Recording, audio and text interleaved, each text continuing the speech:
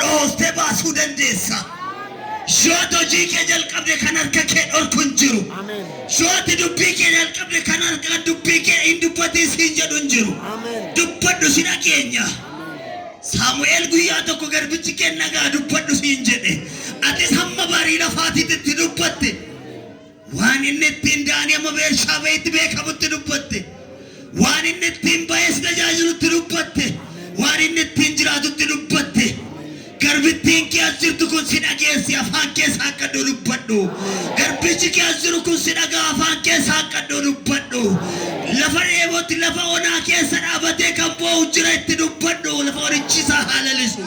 Dhukkuba keessa taa'ee kan si dhaggeeffatu jira itti dubbadhu. Dhukkuba isaarraa haa fayyu. Hiyyummaa keessa taa'ee kan si dhaggeeffatu jira itti dubbadhu. Hiyyummaa isaarraa haa fayyu. Amma qaqawweessi dubbii keetti olii waaqarraa haa dhufu. Tarkaanfii miilla kee amma nutti bebbeekamuu haa jalqabu. Dubbii kee gidduu keenyatti dubbadhu.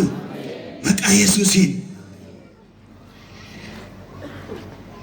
Yeroon deemaa jira gabaabseen dubbiima har'a macaafa keessatti nuuf kennameen gidduu galeessa godhee ergaa keessa koo jiru isinitti dubbachuu barbaada.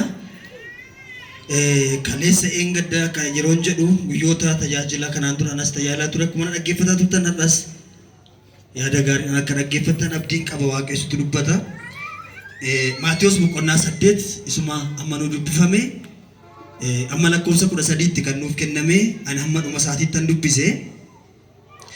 Meesii yaadachiisuuf irra darbeen gara yaada kootti fiduuf dubbisa. Kunoo namichi lamxaan tokko gara isaa dhufee fuula isaa duratti jilbeeffatee yaa gooftaa fedha kee yoo ta'e na qulleessuu hin dandeessa jedheen. Lakkoofsa 2 jiran namman dubbise. Lakkoofsa 6 yaa gooftaa naa'oon koo dhagni isaa gar tokkoo du'ee mana ciisee baay'ee dhibbachaa jira. Lakkoofsa 14 Yesus mana Phexros yommuu amaatiin Phexros dhukkuba dhagna gubaadhaan dhukkubsattee ciiftee iyyuu arge. Waan inni godhe sin dubbisaa jedheen. Asitti xinoonan tura. Lakkoofsa 25 bartoonni yommus gara isaatti dhiyaatanii isa dammaqsanii nu oolchi yaa gooftaa nu dhumuuf jedhan. Inni immoo deebisee isin yaa warra amantii hir'uu maaliif sodaattan isaaniin jedhe. Yommusuma ka'ee qilleensichaa fi bishaanicha ifatee gabiin guddaan isaas ta'e. Haaleluyyaa. Ameen. Kutaalee har'a nuu kennaman kan macaafaa kakuu moofaa keessaa fi kakuu haaraa wangeelaa lama nuu kenname kuni waa'ee waa kadhachuu haasa'u. Mootota keessaa isa sila nuu dubbifame lakkoofsa 41-43 isas ol ba'een tokkorraa kaasee dubbisee ture. Salamoon kadhannaa kadhata. Nama meeqaaf kadhata? Nama waan sadii keessa jiruuf kadhata. Tokko warra maqaa kee beekaniif jedhe. Lama warra si sodaataniif jedhe. Iddoo nu dubbifamarra ga'eeti orma warra si hin beekneef yoo isaan garagalanii gara kee dhufan waan isaan si kadhatan dhaga'iifi jedhe. Wangeela keessaa iddoo nama dubbise tuuta soonaan baay'een dhufanii jedhe. Tuuta soona sana keessaa nu hiriirsuutti ka'e. Tokko namicha lamxaa tokko ture. Inni lamxii isaaf kadhate. Inni tokko egaa waanuma qabattu nama dhiphisa. Irra deebi'ee dubbisaan ture maal sarkise namicha kana dhee. Naa'oo kootuu jedha kiika haaraansaa hojjetaasaa jedha. Hojjetaasaatu dhukkubsatee rakkachaa jira kadhannaa fidee dhufe. Mana Phexrositti gaafa dhaqee ol seenu dhagna gubaadhaan qabamtee achi argamu. Isheen dhagna gubaadhaan qabamteetti baay'ee gubaa jira waan ta'eef gubaa sanarraa fayyuu barbaaddi. Lakkoofsa 25 irra gaafa geessanii bartoonnis kadhannaa kadhatu. Maaloo nu oolchi jedhanii kadhatu. Sana gidduutti dhukkubsatoonni hedduun kan fayyan jiru. Hafuura hamaanis kan ba'an jiru. Waan ibsuuf natti tolu waan fudhadheef. Hundumtuu waan qabuun kadhachuun Yesuus Kiristoosin kadhata. Kana hundumaa biran darbine. Lamxiin bifa kalaqa qabuun innovative prayer. Kadhannaanis kalaqamaa naan jedhina malee haala Yesuus Kiristoosin dinqisiisuu danda'uun kadhata. Maal? Fedha kee yoo ta'e na qulleessii nan dandeessaa. Amma maalaa jedhu Yesuus? Itti deebise Yesuusumatti deebise. Fedha kee yoo ta'e na qulleessii nan dandeessa moo? Amantiin namichaa nama lamxiidha. Namicha isa kana biras gaafa dhaxxani dhukkubsateera baay'ee na jalaa dhukkubsate bakka dhiphachaa jiran nan fayyisa dhufeenedha Yesuus. Dhufeen fayyisaa dubbii barbaadannis.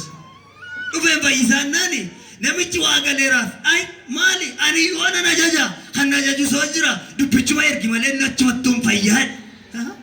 Hin dandeessa akkas gochuus. Dhufuu yoo dhiifte asumaatee achi ergitee fayyisuu hin dandeessa. Amantii akkasii isin nagarra akka amante siifaa ta'u. Bartoota bira gaafa achimmoo amaatii Pheexroos bira gaafa ga'u hin gubatteetti isheen anna gubaadhaan qabamteetti. Anna gubaa Dr. Addunyaan Baas keessa jiru kaasuuf malee anna gubaan hammamitti akka safaramu beekaa kan ishee guddaa ta'uu danda'an Yesuusitti mul'ate kun. Kan kee har'aa kaasee Yesuusitti sii mul'ata. Yoo iji Yesuus irra bu'e immoo ati qabbaneeffattee baatee. Gubataa kan deemtu Waaqayyo har'aa kaasee bultoo keef qabbana fideera. Mana kootii waan na gubu jira kan jettu, gola kootii waan na gubu jira kan jettu, keessa kootii waan na gubu jira kan jettu, dubbii kanarraa kaasee ergaa natti dhufee sitti hima. Waaqayyo ammaa kaasee qabbanaan mana kee lixeera. Gubannaa keessa jirtin arge hiixatee qabeeti gubaa shirraa ari'e. Sirraa haa ari'u. Narraa haa ari'u. Kadhatanii gaa hundumtu fudhatan. Waan ittiin jedhe sakaaniin dubbatiin iyyoodhe sakaanitti illee ergaan laanne. Kutoota kana hundumaa ergan dubbisee booddee ani immoo maal kadhadhuun jedhe. Warri waldaa makkaana Yesuus gafarsaa Gujee maal kadhatu. Nama amma kana nama 1,000 ol ta'u kadhannaa isaanii on tarreesse kan jara isaan sanaayyuu 4-5 ta'ee boqonnaa tokko lakkoofsa tokko amma 34 erga cufe namoonni isaan kun immoo kana qabu. Eshi kanaaf maalan godhare mee walii galatti waldaan keenya biyyi keenya nuyi dhukkuba maalii qabna? Ani maal dhukkubni koo? Maal irratti si kadhannu waldaan kun? Maal jennu waldaan kun ani maal jedhee lallabu? Jennaani gara kutaa sabartootaa kanatti na deebise. Isin warra amantii hir'uunana maaliif sodaattanii? Yesuus ammoo isaan biratti deebise. Isaan gaafadhe achitti deebise. Tariina ture deebi'ee dubbise ta'a. Edaa dhukkubni keenya kan walii galaa sodaa. Sodaa. Dhukkubni walii galaa sodaa. Inni lamxiis lamxittii kan sodaatu nan du'ee waan sodaatuuf sodaateera. Lamxittii sodaateera. Isheen anna gubaas sodaatteetti. Bartoonni immoo sirrii masaayyuu nuti dhumuufi maal taate ka'ee jedhan sodaa. Inni yommuu ka'ee bukkeedhuma isaanii jira too ta'ee otuma Yesuus Kiristoos bukkee jiru otuma isaan bira rafaa jiru hin dhumnadhanii sodaatanii ka'ee nuti dhumuufi jedhan. Maaliif sodaattanii jedhan? Yesuus Kiristoos gooftaadha. Erga akkas ta'ee sodaan kun dhukkuba erga ta'ee kadhannaan keenya kana ta'uu qabaan jedheen murteeffadhee irratti kadhadhee ka'een akkamitti immoo lallaba jennaan akkatti naa dhufe. Mata duree kooti barreeffadhaa warri barreeffattan yaadatti qabadhaa warri yaadatti qabattan amma gara kanatti sin fidu fansuuta haasa'e. Natti dhufnaan fiigeen achi gaa seerrii miti ta'e bor bilbilaa natti hima. Sodaatamaa sodaate hin ta'in naa jedhii naa jedhe. Sodaatamaa sodaate. Barreessaa jirtu? Warri kaan immoo yaadatti qabadhaa. Sodaatamaa sodaate. Dhukkuba sodaatu jira eega jennee sodaatamaan sodaate. Nama sodaatamaatu sodaate. Amma suuta naasaa amma gara kutaa gara yaada gootti naa dhuftaniif. Gaaffii sadii on deebisee natti tola. Qabachuuf akka toluuf. Tokko maal kan jedhu what. Lama why. Maaliif. Sadaffaan how. Qabxiin tokko gaafa ka'u kanan eega gaafa lallabamus gaafa dubbisus.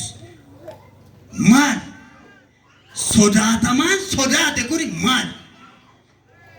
Sodaa gaafa laaltani sodaa hiikasaa hin beektu as buusee achi baasee sinitti naasa'u. No anamma kana naasa'aa jiru from spiritual perspective. Iddoo biraatti na ilaangeessinaa. From spiritual perspective namni maal sodaata kallattii hafuuraatiin. Maal sodaata namni akkamitti hiiknan akkamitti ilaallan. Hin sodaatiin jedhamee macaafa keessatti iddoo garaagaraa keessatti Isaayyaas 54 faarfannaa keessatti iddoo garaagaraatti abboota firdii keessatti hin sodaatin ani gaachana keetti akkasiin godhin jedhamee kan barreeffamu sarchii gaafa godhullee nan dhabe barreeffamoota tokko irraa namoonni gaafa lallaban nan dhagaa 365 jira guyyaa tokkoo fi sodaatin kan jedhu tokko dubbatameera jedhu garuu sarchii godhe nan dhabe googilii gaafa godhun tiniin naan baasu lakkaa immoo bira ga'uu hin danda'u. Sodaatiin kan jedhu barreeffameera.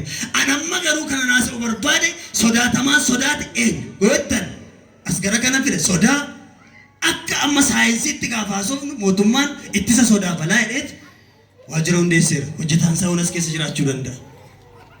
Akka dhaabbata tokkotti olaaltan anamma faayinaansiirra kan hojjedhu superviizinii hojjenna waan ta'eetiif riiskii sodaadhaan biraa miti afaan ishee jalaa jijjiiran malee.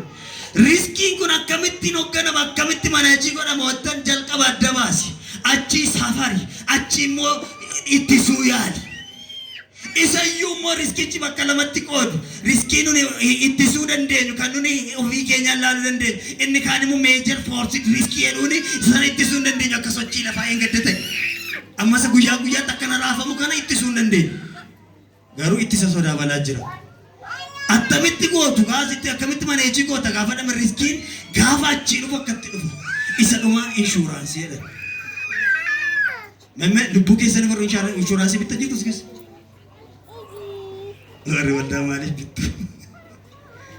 Innis dhaabbatu maali? Namoonni lubbuu isaaniif inshuraansii bitatan jiru. Maaliif sodaa kana sodaa sana jala bahuudhaaf jecha kana hundumaa godhu.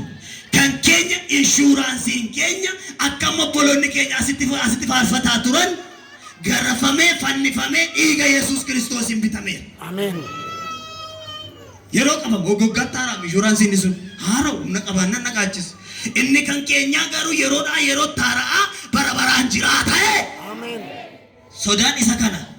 Sodaan namni sodaatama Waaqayyo sodaatama. Gara kutaa kootti isin fiduuf sodaatamaan kun eenyu woonaan jettan anaaf isin sababiinsa Waaqayyo uumama hundumaa irratti dhala namaatiif aaboo kenneera. Amma bineensota keessa hamaan eenyu bofa miti. Bofti nama hin baqatu. Hin fiiga. Otuma inni fiiguru kun malee hin baqata. Bineensi guddaanoo maal biyya kana waraabessa sagalee waraabessa tokko nageenya. Asitti soroo du'uun argina. Hamma nagaa gaafa sagalee namaa dhaga'u tiyyee sokka. Maaliif Waaqayyotu akkasii sodaatu godhe. Seeroomaa keessadha. Uumama lafarraa kanatti Waaqayyo namoota hundumaatiif aaboo kennee akka sodaanne godhee uume. Namni garuu sodaata. Isaan kana qofaayyuu miti. Paawuloos immoo dhufee Efesoonfaatti gaafa barreessu amma immoo machoonni hafuura hamminaa warri gubbaa sana jiru kan nuti isaan wajjiniitiin wal'aansoo wal qabnu isaan wajjinee seexannis hafuura maanis hin sodaatu nu sodaatu. Hin sodaatu nu sodaata. Dhukkubni nama hundaa bara kana sodaadha. Garuu namni akka hin sodaanneef Waaqayyo aboo nu kennee ture. Waaqayyo nu haa gargaaru. Ameen jedha.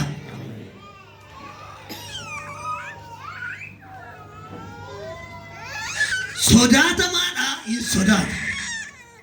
Egaa atiyyuu hin sodaatamta yoo atumtiyyuu immoo deebitee sodaatte maal taata'u? Sodaa yaaddoon gosa kana. Amma ijiyyuu na diddeetti malee yeroo tokko nu dubbisa. Kitaaba ta'e yeroo tokko dubbiseen Nisel Mandeellaa kan jedhamu beektu baay'een isaa yaadaas dargaggoota jira waan ta'eef waggaa 27 egaa hidhamee achi bahee booddee biyya Dawwa Afrikaa yookiin South Afrikaa nama bulchaa turedha. Eeguma aangoo qabatee booddee gara biyya kan biraa deemee otoo galaa jiru ani ammaa xiyyaareen harkaa kufuu fi waan an godhu hin qabu waan an beeku hunda fixadheera qophaa gaayyoo dhee balaliisaan isaanii jedha. Bakka qophaa gaadduutu hin deemtu umaa waan an godhu hin qabu fixeera bakka teeknikaalii na harkaa ba'eera waan gochuu danda'u hunda godheera waan gochuu hin qabu isinis qophaa ittiin gaafa jedhamu gaazexaa bukkeessaa jiru kaasee dubbisuutti ka'e hin dubbisee inni kaan achii ka'ee lafa haraa inni kaan hin duune walii gadi fiigaa karaa isa balaliisaa seenu bakka akkana godhaa inni taa'ee gaazexaa dubbisa. Amma beektuu namtichi waan inni rakkate sodaachuu kan jalqaba sodaatu isa waggaa 27 kan itti qabsaa'e kan inni itti nama biyyaan baatti kan isa duukaa jiru immoo namoota isa salphaa miti kaabinoota isaatti kan biyya bulchan xiyyaarri sun otoo waa taatee biyya sana irratti rakkoo guddaa dhufuu danda'a. Namni kun garuu fala waan hin qabneef maal godhe gaazexaa kaasee akkatti dubbisuutti ka'e. Akkuma carraa ta'ee haalli isaa akkuma carraa ta'ee humna isaatiin oliyyuu haa ta'u malee namtichi xiyyaara kana balaliisu akkuma ta'e godheeti otoo waan tokko hin ta'in xiyyaara isaa lafa qubachiise. Sanaan booddee gaazexeessaanii itti dhaqeetu isa gaafate. Nuni walii gadi fiigaa turre ati maal maafsim jettee teessa yeroo sana hin sodaanne moo sitti dhagaamne moo maalidha jedhe. Sodaachuu kan dura sodaate ana. Kumaa gochuu waan hin dandeenyeef garuu sodaa koo gaazexaa kana keessa nokfadhe jedheedha. Ani immoo tokko sitti hima. Elaama namticha amma Nelson Mandeelaa sodaatamaadha biyya keenya keessatti iyyuu Mangistuu eenyu Satu Leenjii jedhamti nama cimaadhame garuu sodaateera. Sodaatamaadha garuu sodaateera waan godhu gaafa dhabummaa as keessa dhokfate maaliif warri kaan akka raafamneef amma inni isa tokko maaloo jabaadhu malee maaloo akkas godhi malee too jedhe warri kaan sirumayyoo achuma keessattuu otuma xiyyaarri kufee hin caccabin namni du'u jiraachuu danda'a. Otuma xiyyaarichi iyyuu kufee hin caccabin namni du'u jiraachuu danda'a ture otoo inni ka'ee walii gadi kana gootu dheera ta'e maaliif isa tokkanaadha waan ta'eef warri kaan haa tasgabbooftaniitu sin jedhee taa'e. Maquma gooftaa Yesuus Kiristoosiin nan jedha meeqa keessan ol kaasaa yoo nani kana ofirratti beeksise warri kaan isoo laalanii na'u yoo dhukkuma kana namatti hime eenyuun koosoonnaati jettee ciniinnattee kan teessu garuu si sodaachisee sin ajjeesa si sodaachisee mana kee diiga kan jedhu Waaqayyo ammaa kaasee harka isaa sirraa haa kutu. Waaqayyo ammaa kaasee sirraa haa kutu jedhee. Haleluuyaa. Waaqayyo mana ta'e gidduu seena waan jireenya namaa gidduudhaa waa rakkisee yaaddeessaa jiru firatti kan hin himanne ollaatti kan himachuu sodaattee garuu qabattee kan teessu Waaqayyo amma sirraa kaasa.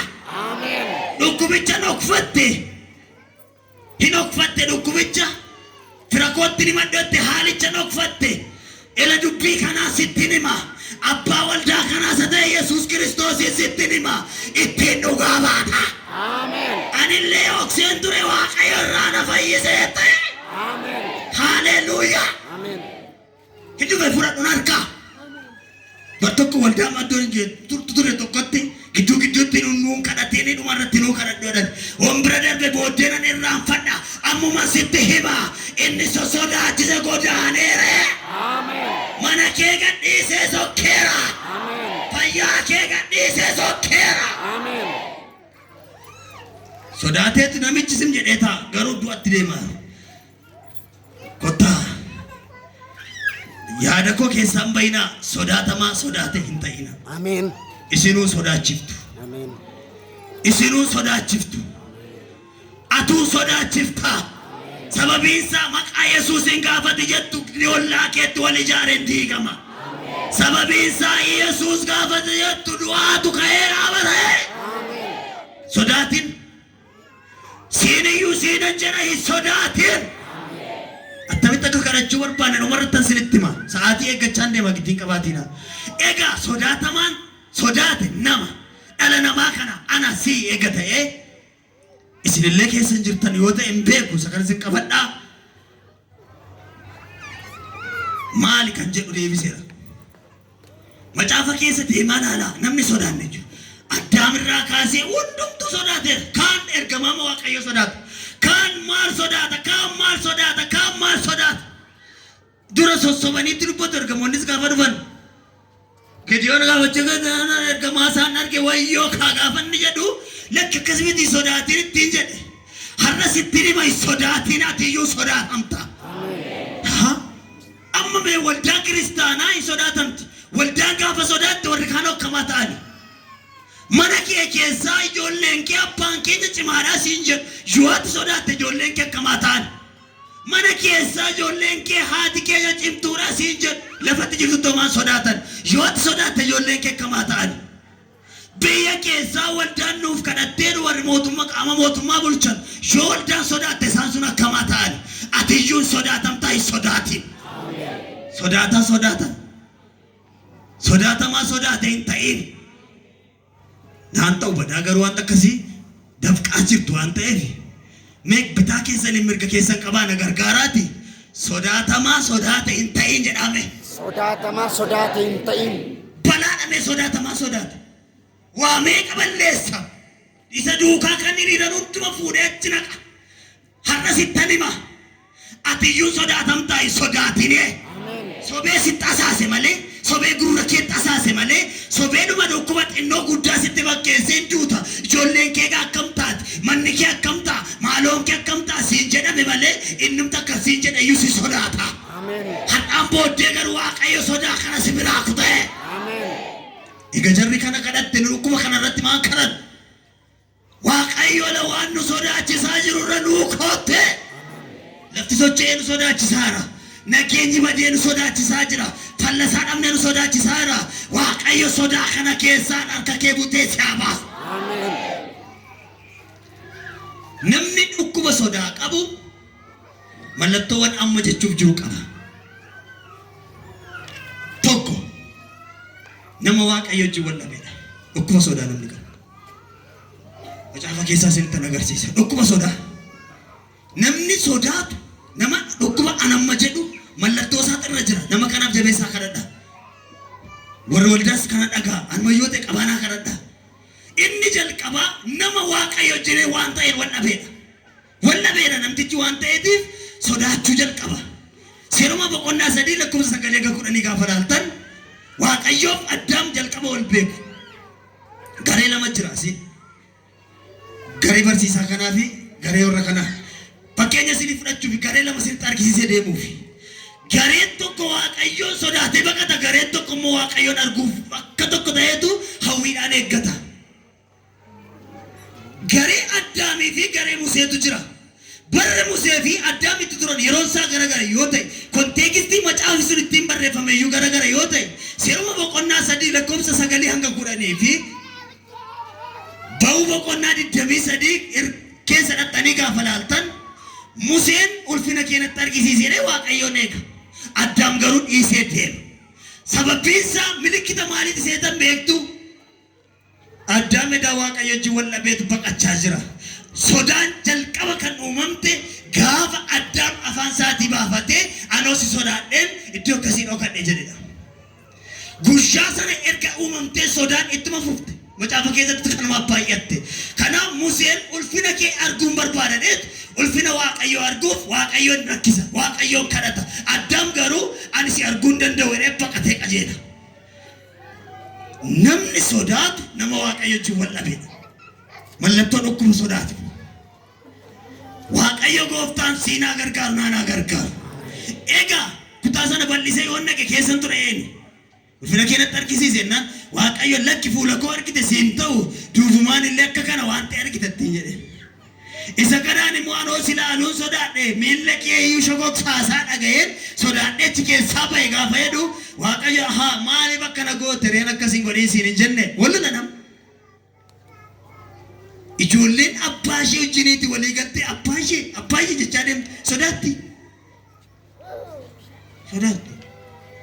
Xiyyaara naa biti beekti akkuma waati bituu dandeessu. Maaliif abbaa isheeti waa hundumaa godha. Gaafa wal dhabde garuu bakka qofaadhuma qajeelti waan ta'e baasuuf sodaataa deemte. Waaqayyo wajjin waliin dhabiin malee uumaa tokko sodaatiin. Museen arguun qabadhaa inni kun hin baqata. Sababiin samaa inni Waaqayyo wajjin wal dhabeera kanaaf sodaa oomishe Addaam iddoo sanatti. wanta danfaan oomishan jiru isaanii namanna keenya sana caala garuu sodaa oomishee baay'ee qajeela keessa waaqayyo garuu sossobee isaaniitii gamnaan jarri baala hodhatan jennaan boqonnaa lama lakkoofsa 20 irra ga'eetu egaa baalittiin illee siniin taatu daftee sinirraa dhumtidheetu gogaa hoolatti fise akkam gaariidha garuu waaqayyo akkaataa akkasiitiin jirra har'a malee nuni iddoo sanaa jaadeemnee waaqayyo wajjin wal lolleerra otoo makka gaafa jalqaba waaqayyo wajjin walitti buunee darbatee dhugate kanatu amma jireenyi namaa kan isheen jijjiiramne kan nama asmaa asitti dhiyoo kana binneetti nama dur waggaa 10 dura ol beenuu jedhamne attamitti jireenyi nuu qajeelessitoo jireenya asumeenuu jedhe irratti barreessee naan jedhe kan nurraa jijjiiramne kanaaf ta'uu danda'a laata yaada gogaatti uffise gogaan mana marraan bo'u maqaa Yesuus Kiristoos wanti sirraan bareedne sirraa ba'u baalarra shii wayyadhee waaqayyotti uffise malee gogaan bareeddire kanaaf namni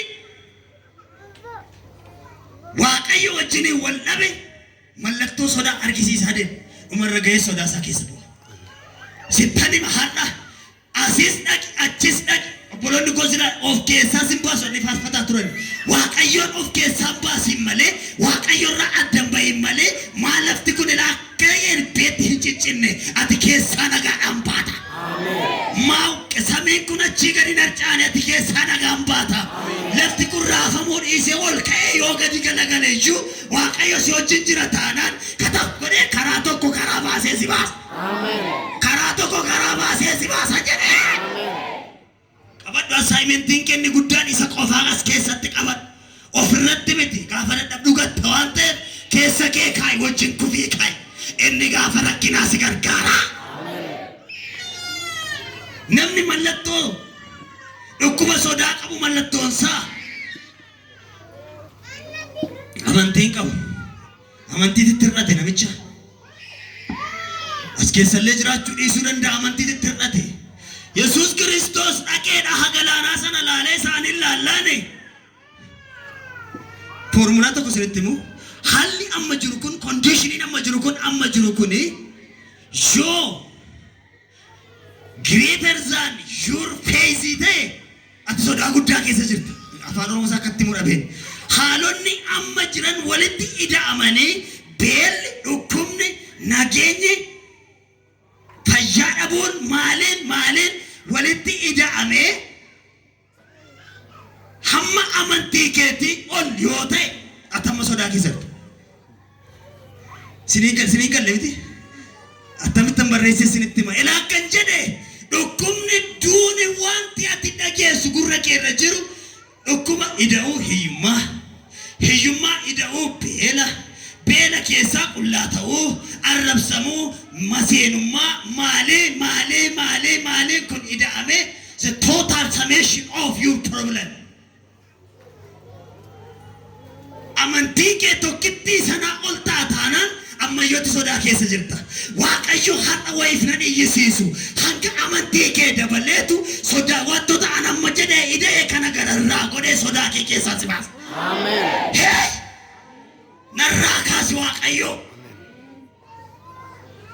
maaliif seetan beektu baay'inni isaanii lakkoofsan qabu tarreessitoo jenneema baay'ee tarraa ida'amni isaanii hanga amantii keetiin ol yoo ta'e garuu sodaa keessa si galchu hammi amantii kee isaanii ol yoo ta'e ati sodaattu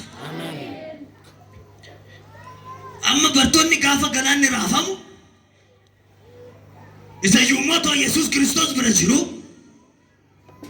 isa yuumootu manni qixxa lamaan isaanii jiru hin duune otoo Yesuus gaafa isa du'e anas akkamitti fayyade hamma amantii isaaniitu hamma dhaha galaanaa sanaa gadi kanaaf sodaatamaa kan ta'an sodaatamaa turan isaaniiyyuu otoo ammi amantii isaanii dhaha galaanaa ol ta'ee jarri sun sodaatu otoo hamma amantii kee dhukkubaa ol ta'eet mataa bu'uu sodaatu otoo hangi amantii kee dhukkubaa ol ta'ee ati waan xiqqaa paaristaamoolii waan ta'e fudhatteetti bayitu kana sodaattee ani dhuufettee of qopheessitee hin argattu namoota akkasii jira ani dhuufee ni argatu Mamanti peni to kombayyanif ani dhuufee ni argatu nama lama sinitti argisiisa garee lama asirraanaan dhufa garee kana Gareen tokko warra amma ani jedhe bartoota dhaha galaanaa sodaatu. Maatiyoos keessatti argachuu dandeessu, Luqaas keessas jiru. Garee kan biraan immoo garee isaan kana Daani'el fa'i. Sidiraaq Misraaq Abdinaagoo fa'i warra booddee jijjiirame. Lamaan isaanii gareen bartootaa maal sodaatanii hanqi amantii isaanii dhaha galaanaa fi bubbee galaana irraatiin gadi waan ta'eef hin banna bidiruun keenya caccabdeedhanii sodaatan. Kan Sidiraaq Misraaq Abdinaagoo fa'a ammi amantii isaanii hamma Waaqayyo waan ga'uuf. Waaqayyo hamma isaa nama rakkisa garuu hammi isaa nama rakkisa ammaan waan isa baranneef hammi amantii isaanii amma Waaqayyoo ga'a. Isaanuu jedhan ka nu oolchuu baatus jedhanii waan amananiif isaan kun bishaan sodaatu. Amma tokko bidiruun gadi galagalte maal ta'a bishaan kee bu'u malee maal ta'a dafanii iyyuu du'aniif takka hattifachuun oolu ijoollummaa koo bishaan na nyaatte itti achi na baase malee. Amma tokko bidiruun gadi galagaltee hatta takka hattifatu yuuti ibidda dachaa torba keessa gaafa bu'an garuu daqiiqaadhumatti lama. Warri amantii qaban hanqi amantii isaanii hamma abiddicha Naabukadnezar qabsiisee ol waan ta'eef yoo baanes yoo ta'uu baates dhimma keeti malee nuti siif hin sagannu. Hammi amantii isaanii akkana godhe abbe darbatee garasitti darbateeti takka ture bil'atee ilaale akkanatti mil'atee ilaallaani jabeessanii hidhanii keessa buusanii jedha. Jabeessanii hidhanii keessa buusan. Daani'el boqonnaa 3 kobsa 16 kaasaa dubbisa iddoo jarri kun jiran. Yoo iddoo sana dhaqee yeroon nan ga'u haasawaa nan baay'isuuf malee qaqqabadhee asirra jira. Keessa jabeessanii hidhanii gaafa isaan keessa buusan mootiin bil'atee gaafa laalu jabaatee hidhamee ture. Hammi amantii isaanii hidhaa jabaata. Ameen. Hanqi hammam gaabbe. Hammi amantii jara sana hidhaa jabaa sattiin hidhaman caala. Hangi amantii warra kanaa hanga bishaanii hin ga'u. Isinin jechuu koo miti warra sanaan hin jedhe booddee mokkattiin waliin kotti koo. Hangi amantii Naabukadnezar faa hidhaa jabaa caala.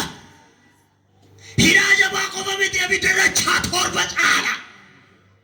Gaafa isaan darbatanii keessa buusan mootiin mil'atee ofuma isaa arge. Dura mul'ata argee beekaa laata argeen beeku gaasana mul'ata arguutti ka'e. Maaliif jabeessee waan keessa buuseef hin arge. Gaafa argu aaree lafaa ka'e.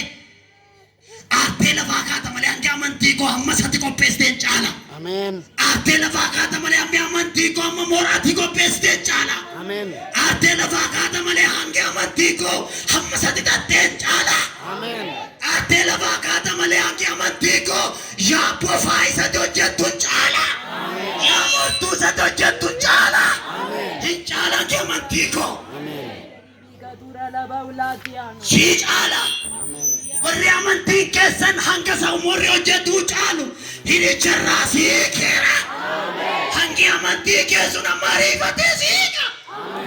Hin caalaan kee amantii isaanii abbe qat goonaa finyoorraa kutee sayyuuma kophaa isaanii diire. Hangi amantii isaanii hanga abiddaa caaloo otoo hin taane ilmaan Waaqayyoo gadi fiduu danda'e. Hin fide gadi yoo amante Waaqayyoon gadi fidda. Garuma jumaatti jirtu sanaa seenuudha. Sodaatamaa sodaatee ta'in malee barana sodaachifta. Barana sodaachifta. Riisarchii gaafa barreessin objective of the research. Sanarratti argee nama gaafa lallabu sinitti himu malee kaayyoo lallaba koo. Kaayyoon lallaba koo guyyaa har'aa faarfataa amantii isaa caalu. Faarfattuu amantii ishee caalu. Amanaa amantii isaa caalu. Amanaa amantii isaa caalu. Tajaajiltoota amantii isaanii caalu. Kanaa booda kanan arguu barbaada. Hin caalaan amantii isaanii. Maali? Afuri. Maal taate furi sadii keessa buufne isaanuu daaraa taaniiru kanaan booda lakkaa'amuu hin danda'an. Warra keessa buusee jira. Akka isaaniif daaraa ta'e daaraan lakkaa'amaare. Hin lakkaa'amaare. Daaraan hin lakkaa'ama. Daaraan nama tokkooti hammam ta'a. koo maan jedhamti garaan koo kunis maan jedhu ammoo to'ana ta'e daaraan koo meeqata hin lakkaa'amu maal taate hiinee keessa buufnee biddicha amma kana ga'a eessaa fidde maal argite lakkeen argaan jiru isaanoo sadii keessa buufne afur ta'anii deemu hidhaanis irra jiru silaa warra amantiin isaanii ibidda caalu akkamitti hidhaan danda'a silaa amantiin isaanii hamma hanga waaqayyoo kan ga'u akkamitti ibiddi danda'a keessumaa jedhe dubbifadhaa kutaa sana onnacha kanachina tursadeen keessumaa inni tokko ilmaa waaqolii fakkaata isa fakkaata hin fakkaataa miti isuma sii dhufe hin fakkaataa miti isuma sii dhufe maaliif dhufe beektaa eenyummaa isaa mul'isuuf dhufa warri amantii qaban warri sodaa dhiisanii amanan waaqayyoon gadi fidatu bararee mana tokko kan eenyu akka ta'een beeku ragaa garaagaraa jira garuu amma isa hin gadda Ameerikaatti gubate keessa akkanatti argisiisaa turan itti naannessanii kan eenyu akka ta'een beeku kan islaamaa ta'edha kan ofiisaatti fudhachuuf kaan immoo kan pirootestaantii ta'edha hin beeku ragaa garaagaraa jira barbaadeen dhabe daaraa ta'eera bukkeensaa kun manni namichaa garuu qulqulluma ishee bareedee taa'a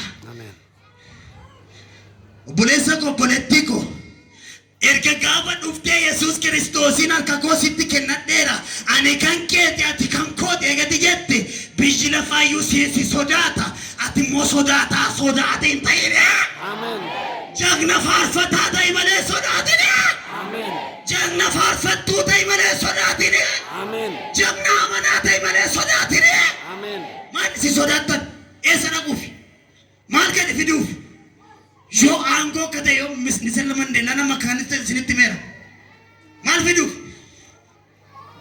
wama keessaa kan yeroo hundumaa ilaalee ani nan taan anaanis kan maaf na lola ta'een beeku yeroo baay'ee na lola siqaan jiru sodaa nutti naqeensa kan keessaa yoo asiin baate akkas taata yoo asiin baate akkas taata nuun jedhee nu hambise ela foormulaa isaa amma sittin hima jabaadhuuti ijaama amantii kee ijaama rakkinoota amma lakkooftuutiin ol godhadhu malee waaqayyo gadi sii dhufaatisa keessaa iyyuu baata. Konkuluujiin lallaba gosa godhee jiru sinitti immoo maqaa koo asitti barreesseen dhuma isaarratti Zarihuun Naccoo maaliyyuu haa ta'u malee sodaatamaa sodaateen ta'een. Meetiyyuu maqaa kee fuulduratti namni yaadannoo qabattu qabiite akkaneen maaliyyuu haa ta'u malee sodaatamaa sodaateen ta'een ofiin jedhe gaaf tokko si fayyada siin jedhe haleluuyaa jira Yesuus tolana iyyisiisa miti nama sodaatu jiraayu malee as keessa meegaa amma waan lama sinitti be mallattoosa ofirratti argaa jirtu ta'e ilaalaa deemaa waaqayyo wajjiniin jirtu taanaani jabaadhaa sodaan qabdan isin amantii jabaa akka nama jedhe kana qabdu taanaani jabaadhaa intiniin sinitti hin bu'u sadaffaa dhukkuma sodaa namni qabu ni sadaffaan nama mul'ata jireenyaa hin qabnedha mul'ata ergaa arguu sin hin jenne raajuu sin hin jenne yookiin immoo mul'ata saafaan biizinesiitiin vision our vision is to be the leader organization in Africa is the world jedhamti mul'ata jireenyaa sinitti meera laata bartuu akka ta'e natti hin buune garuu saree sammuu gadhiiftetu naannoo lidataan jira roosaan fiigaama dhufte namatti iddoo jirtutti qabatte naan namicharraa kaasuuf itti fiffiigne malee natti hin buune xinnuma akka kana namicharraa ba'ee bade gajjallaan koo gaa akkasuma gurra kootti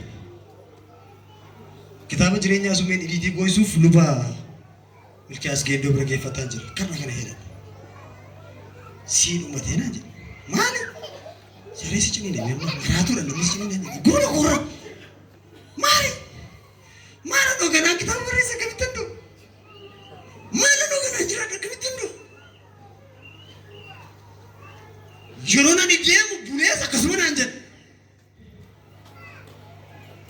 waldaa keessattis akkasuma naan jechuutti ka'e haa erga waldaa seenee wanti kun namaadha isa waamsa gara qabadha ganaan jiraadha kamittan dho mul'ata jireenyaa qaban waan burii waan abdattu namni hin qabne sodaatti.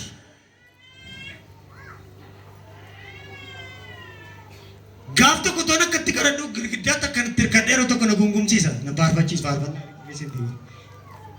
Eenyutu murteessinaa du'an irratti murteessitee faarfannaa tokko na arfimmaa gadi. Anna labbaa qabuudha badii maal na seetee jedheen faarfannaa faarfadhe kaasa achiin booda sirraa kutaa waaqayyoo. Ameen. Mul'ata qabne taanaa immoo akkamitti sodaattaati. Amma Yesuus Kiristoos gaafuma achiin uumame biyya lafaa bilisa baasuuf achi keessaa baasuuf maal keessaa baasuuf bartoonni warri amantii hin qabne warri waan tokko mul'ata duubatti nagarre inni hadha waan sim jedhee isaan ilaaluuf jecha bukkee isaanii rafeef Yesuus Kiristoos rafeera. Inni yoo rafee yoo galaana keessa bu'eeyyuu karaa tokko ba'ee deema kan keenya du'adha waan ta'eef hin duuna jedhaniitu maaloo nuu ka'e. Otoo isa wajjin ciiftuumoo isuma naammattu dhuguma isuma naammattu akkani ta'e taata. Wanni rafee booda argita taana ammoo yaadtee isuma naammatteen ciiftu. Yesuus Kiristoos akkasiin jedha na hammadhu keessaa si baasa. Ofirraa na dhiibee na hammadhu keessaa si baasa. Olla si maddu keessaa si baasa. Bukkee isaanii jira. Maal akka mangu Yesuus Kiristoos jira. Mee hadha Waaqayyo mee sodaa kana keessaa isin baasa. Anaanis na baasa. Jannuma peentee tokko ta'a. Ntaatu mitire? Erga keessan olkaasan ana gaattor duuba. Waa'ee warra mul'ata hin qabnee nama tokko sitti argisiisuu laata? Nama tokko gara namaatti midhaan jiran dadhabinaa. Nama tokko namoota lama wal bukkee jiran kutaa tokko keessa kan jiru. Elsaayii fi hojjetaasaa. Mootota isaa lammaffaa 16 17 kaastanii argattu. Lola guddaa ture Elsaayi irra waan ta'eef yakkalumatti waan tatta'eera 16 kan 17 kanarra gaafa ga'u itti marfameera. Eliyaas fa'itti Elsaayi fa'itti itti marfameera. Itti kennameera gaa hojiitu mitire. Tokko mul'ata qaba tokko waa arga tokko waan argu. Ilaa iddoo keessan ija koo kana isinii qabadha ija keessan qabadha isiniin hin jedhu.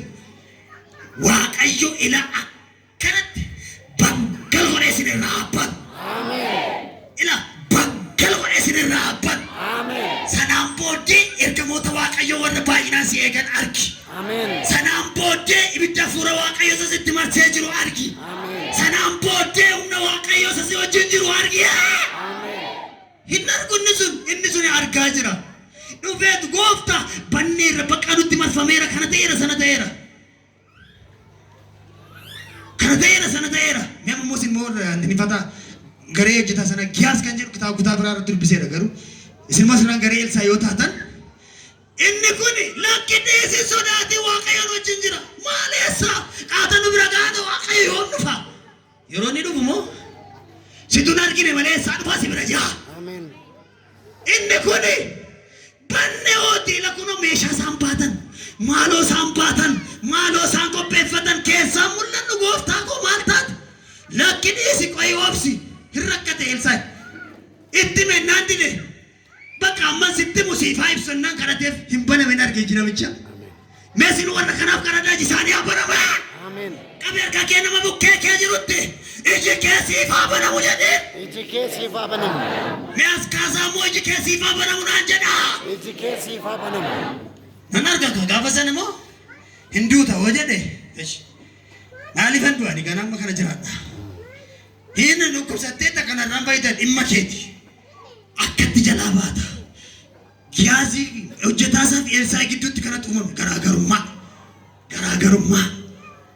Egaa hamma kun mallattoo isaa ta'e gasiniin jedhe mallattoo isaa qofa nutti himtee dhiistaan jedhina. Doktorris keessa jiru warra fayyaa waan ta'eef mallattoo dhukkuba kanaa kana ergasiniin jedhe mala isaan isinitti hima. Injeekshinii isaa miti yookiin irraa of eeggannoo isaa keerii isaa isinitti muufan. Inni jalqabaa isuma nama isinitti odeesse Waaqayyo wajjin jiraadha Waaqayyo irraa adda hin bayina.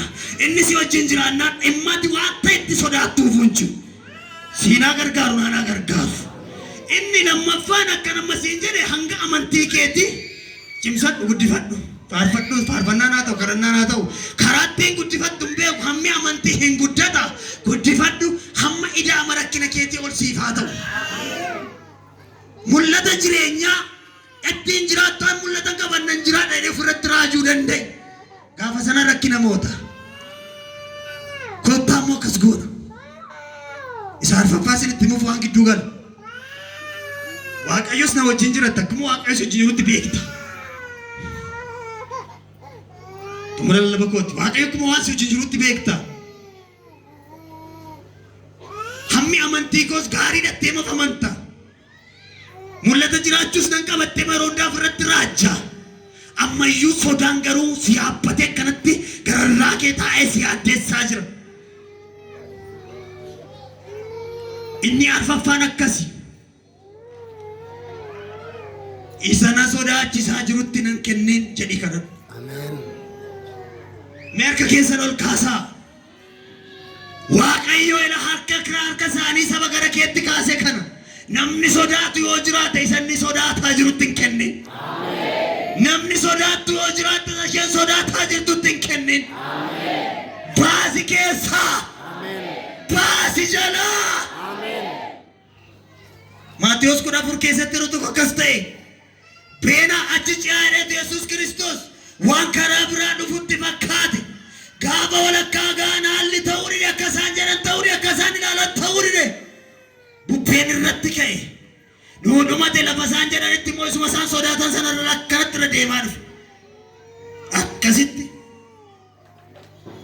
waggaa 30 oli Yesuus Kiristoos yeroo sana on average kiloogiraama 50 ol ta'uu danda'a. Kiloogiraamni hammi kun akkamitti galaana irra deema? Waaqayyoon isaaf hin danda'ama. Bartoonni immoo maaliif sodaatan? Silaa barsiisa arganiiru, waan inni hojjetu arganiiru. Nama namaaf hin sodaatan. Kan biraa immoo gootota mi'achi keessaa qaba Phexros ariifatee akka namni tokko tokko bara kana ariifatu. Anis yeroo tokko tokko otoo yeroon isaan ga'e waan ariifadhu qabaachuu danda'a. Phexros erga ta'e nan dhufa kottu kan erga jette. Ani kottu jenneen jalqaba. Kottanaan qajeele gaafa qajeelu gadi liqimfamuu jalqabe karannaa Phexros achitti kadhate tokko barbaacha naqe. Maaloo ani liqimfame gooftaa jedhi hindi sodaatee nyaatamuu sodaatee ilaa akka Waaqayyo wajjin jira isa wajjin jiru jechuun fuuldura isaa jira bira jira. Phexros amantiin qabu jechuun takka takka waan ta'e itti dhufa. Mul'atan qabu jechuun takka takka isa godha. Garuu liqimfamaara. Otuma kadhatu liqimfamaara. Otuma tajaajilu liqimfamaara. Otuma maal gootu lukkufataa jirti. Otuma maal gootu gaddi dunkaanni gaddaa qeeshee dhaabachuutti baay'ata. Otuma maal ta'uu maal ta'a. Inni borii immoo kanaa yaaddessee galgala coggaarraa dha malee namni sodaadhaan garaachisaa dhume jiras keessa. Waaqayyo ammaa kaasee ergamaa sodaa sirraa haa ajjeesu. Narraa du'eera himee tarka kee ol kaasi. Mee gararraa sana ol kaasi narraa du'eera. Formulaa isaa sinitti muufi gootee dideennaani ilaa inni miila naannatti cimeera. Isa akkasii sodaataan jira qabee keessaa na baasee dhiyeessi. Waaqayyo ammaa kaasee qabee si baasa. Abatee ilaale miti. Bara baay'ee wajjin turte maali of yaali ka takka immoo yaali hin jenne. Hiixatee dhaqee achi keessaa satat godhee baase. Natti argama namni rakkina keessaa laaqii dikdikii hamaa keessaa achiin ol satat godhamee dirreetti ol ba'u jiraas keessa. Jiran jedhee. Yesuus gooftaadha. Yeroo dheeraan fudhadhe. Saamu'eel keessatti guyyaa tokko akka ta'e asirratti dubbadhe xumureera. Gooliyaan kan jedhamu loltoota Israa'el loltoota jaboota har'a hima Israa'el maan jedhan. Ganamatti ka'eeti asan jira jarri guyyaa guutuu nagaa dhabaa oolti sodaataa oolti. Galgala immoo gaafa bakka dibimisaa'u ta'u ammoo dhaqeeti asan jiraadha. Jarri galgala abjuudhaan bir jettee kaatee maal Gooliyaatti nutti dhufechuu isheen oolu. Maaliif yeroo ifaa itti ba'ee doorsisee nagaa akkamitti dandeessi? Ganama akka isaan illee ciree isaanii laaqana isaanii seeraan hin nyaanne itti ba'a. Sodaa sitti naqee dhukkubaan du'a ollaa laaltee sachiisa sii laaltee Garaachi kee kan madaa'e abbaan dubbii kanaa har'aa kaasee hundee sodaa sanaa sirraa ajjeesee garaacha kee fayyisa. Kan halkan hirriba dhabdu Waaqayyo hirriba kee sii deebisa. Hinnaasisa galgalas ganamas hirrifaasisa. Guyyaan isaa gaafa ga'u akkasitti ta'e asuma naa kenna. Icciitii qabaachuu danda'a. Asumatti inni waan ta'e naaf fudhate itti fayyadame. Hin sodaachisa ganamatti ba'e. Mee ganama gaafa barii kaatan saayikooloojistii jedha. Nan dubbise malee saayikooloojiin barate bizinesii malee. Sa'aatii 12 hanga 4tti kan jirtu guyyaa sana guutuuf gahee qabdi. Hamma kana gidduutti yoo keessi kee nagaa qabaatee gammadaa oolte tomaan jettu.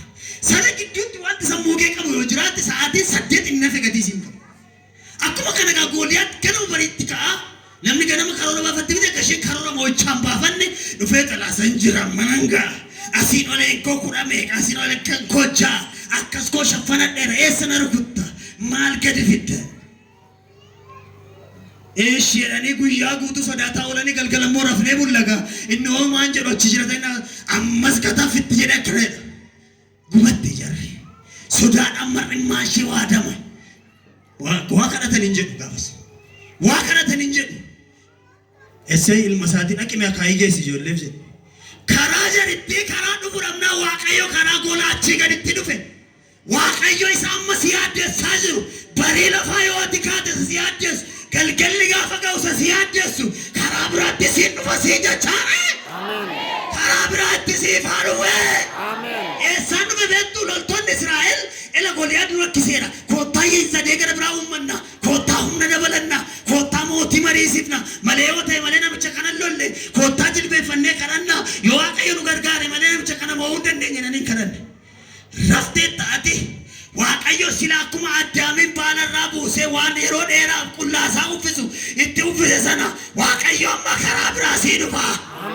Raftees dhiistees Waaqayyo akkas naan jedheera. Warra sodaa keessa jiran nan baasa. Si haa baasee.